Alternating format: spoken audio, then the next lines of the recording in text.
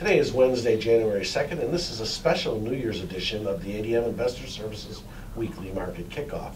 Please note that the views and opinions expressed here today are solely those of our guests and should not be construed as the views or opinions of ADM Investor Services or Archer Daniels Midland Company.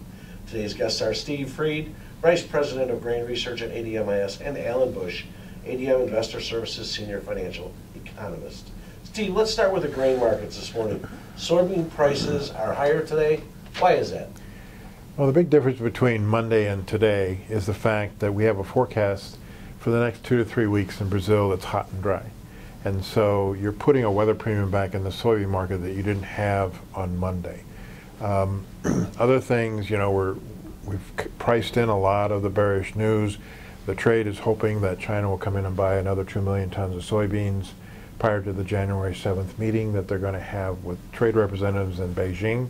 And so the threat of some demand popping up and this weather forecast has put a premium back in the soybean market that we didn't have on Monday. So speaking of the Chinese-U.S. trade relations, can we be optimistic? Well, first of all, I don't think anybody knows for sure. Secondly, we had some data, I'm sure Alan's going to talk about it, of some China data today. It was disappointing. And I think that China's economy is slowing. And I think that the number one thing that the Chinese president would probably like to do is have a deal so they get their economy back going upwards instead of going down. And the concern is, and I don't know if Alan agrees with this or not, but concern is the longer that it goes, the more effect it could have on the U.S. economy. And so I think that there will be a deal. You just don't know what it's going to look like. They've been rumored that they're going to buy corn from us. They're going to buy ethanol. They're going to buy beef. They're going to buy pork. And so if that's part of the package, that would be positive to the grain markets. Now, what do you think about the U.S.-Chinese trade situation right now and this prospect for some type of an agreement to be made? Well, as Steve mentioned, the Chinese had some rather negative economic data. In fact, there was a report that showed that their economy is contracting, at least as far as the purchasing managers index is concerned, not their overall GDP. So that is actually a bullish development, I believe, for stock index futures. Initially, the reaction was negative, but as you can see now, we've come back to trade higher on today.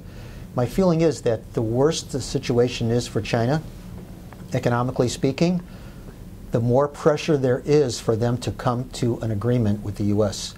So I'm thinking maybe sooner rather than later for some type of agreement between the U.S. and China.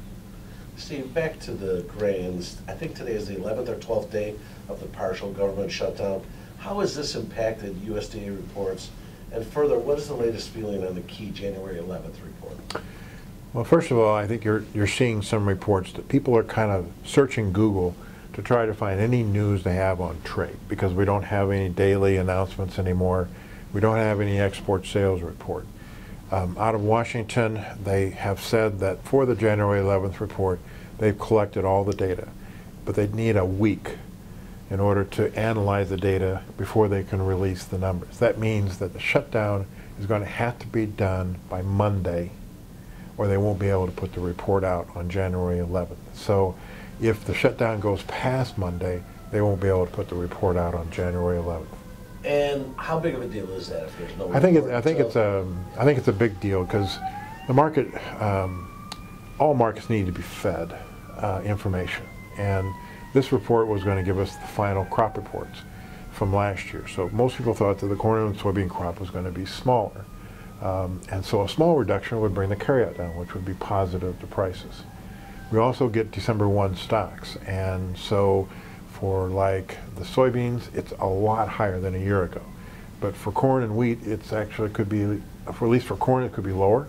For wheat, it's going to be a little higher. And so the market feeds on that, especially from a basis standpoint, from a spread standpoint. And finally, we were going to get our first guesstimate of wheat acres, and that's a bigger deal than anything else because we thought farmers were going to add wheat acres. Actually, now they're talking about they actually reduced acres from a year ago. That's a piece of the puzzle that the wheat market can't trade because they don't have that data. So this is one of the bigger reports of the entire year for the grains. Thank you. Alan, before we get into the financials, I wanted to question you a little bit about the crude oil market. Market's been down. I think part of it is due to just an economic slowdown, worldwide. Production numbers are still strong.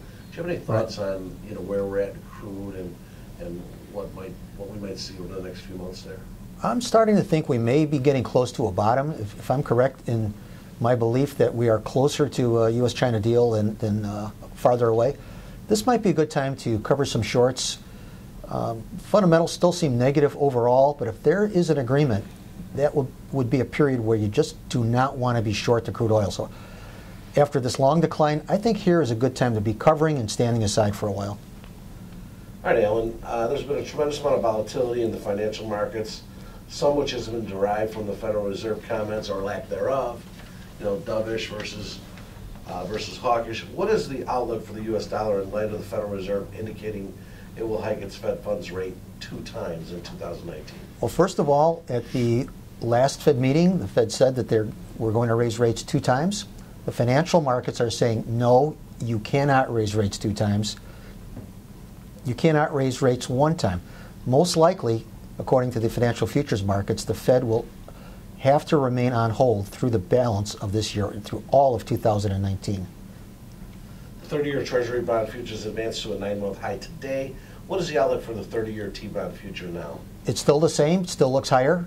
If the Fed cannot raise rates, that is bullish. Other central banks around the world are not in a position to hike rates as well. And in fact, I think there's pressure globally for central banks to actually lower rates. So all of that is very supportive, very bullish for the interest rate futures markets, especially the long end, the bonds. Finally, Alan, gold futures. Gold futures are higher, registered a 7-month high today. Will the gold and precious metals markets continue to advance in price in 2019? Yes, I think they will, and for the same reasons that I outlined for being bullish on the interest rate futures markets. Even though there is no inflation right now, what's more important is central banks are not going to raise rates, I believe, and the dollar index, I think, is capped. The dollar will probably not advance if I'm right about the Fed not raising rates. So there's a lot left to the upside in the precious metals, both gold and silver, but especially the gold market. Thank you both. Remember, the views and opinions expressed today on this video are solely those of our guests and should not be construed as the views or opinions of ADM Investor Services or Archer Daniels Midland Company.